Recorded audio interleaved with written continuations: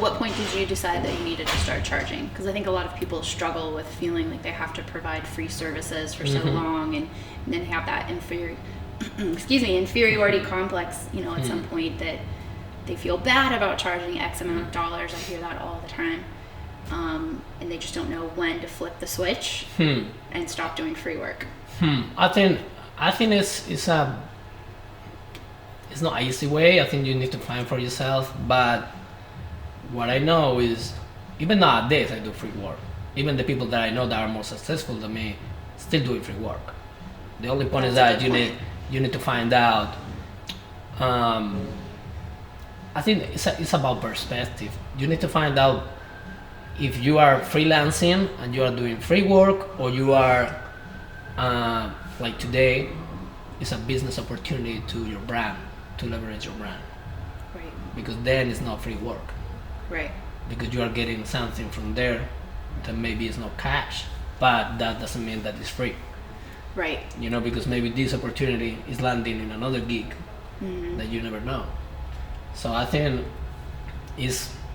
there is like a curve that you need to find out what exactly you can charge and you don't feel comfortable wherever. And at the same time, I would say that before charging, you need to build your portfolio. The point is, like, as I said before, we're living in a market that half of people work for free and half of people charge. You need to find out what clients want to pay for the services too. You need to stop focusing in the free work, because the free work is always going to be there. Right, exactly. There's never going to be a shortage of people that say, no, don't give me free stuff. Exactly. The point is, like, what all of that is reporting to you. So I guess that you need to do some kind of, I think it's personal, because you know at what point you say, no, I don't do any more this for that money, or I don't do any more this job. So it's like you still know. But if you want something like more practical, I would say, like, work a year for free and do all the stuff that you the point is, like, when you asking for, sometimes you get how you say it? Like, you beat your tongue, and you feel like down, and it's like I don't know, because it's always this wild west on this kind of stuff. But I would say, like, one thing that I did is I worked for a year for free, not for free, but I worked for building my brand. That means that I've been all the podcast. Now this is podcast, so it's like, if you are doing podcast, try to get everyone that you can on the podcast, the most talented people that you can, to bring exposure to your stuff.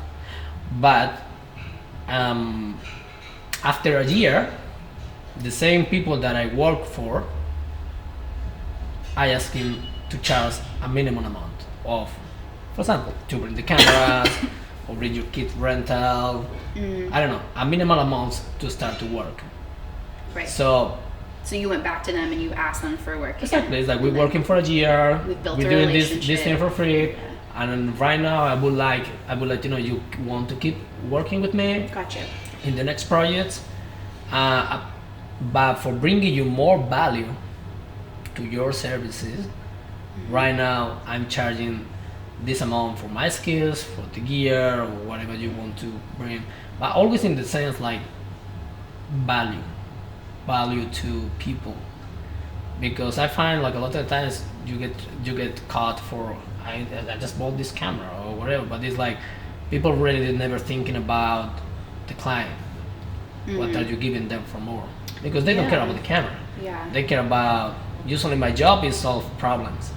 Yeah, exactly. 80% of the time. Yeah. So if you are able to make your client make money, they're willing to pay. But if you are just doing, like, okay, for fun or whatever, this person is not going to ask you for paying this extra.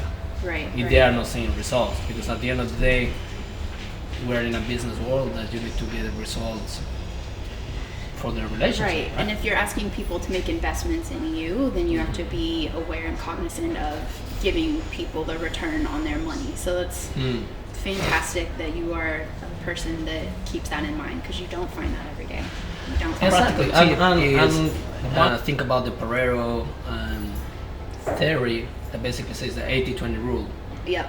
That 80% of 20% of your clients is what is going to bring 80% of your income, and the 80% you don't need that people. You need to find this 20% of people that are willing to work for. I think I talked about that in the first or second episode, and I could talk about that for hours because it totally spins off into that everyone is not your customer conversation.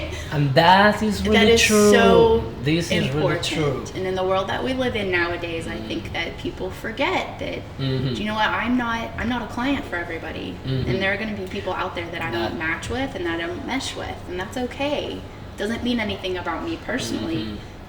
You know, somebody's offering a service I might not be the best customer for, and vice versa. But I think this coming from our perspective, that always say that you are not good enough and you're not gonna find anyone more than that, or the sense that you put outside and you say like, this client, you hope that this client is gonna pay you bills all the year, and it's like you need to find more than one client to work for.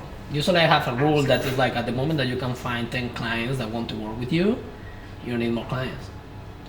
Because you don't need to work with more people. You need to work with less people that pay you more because they trust in your vision. So it's like, if you get 20, next year you're gonna try to get 10, and whatever don't want to pay for it, it's not your business.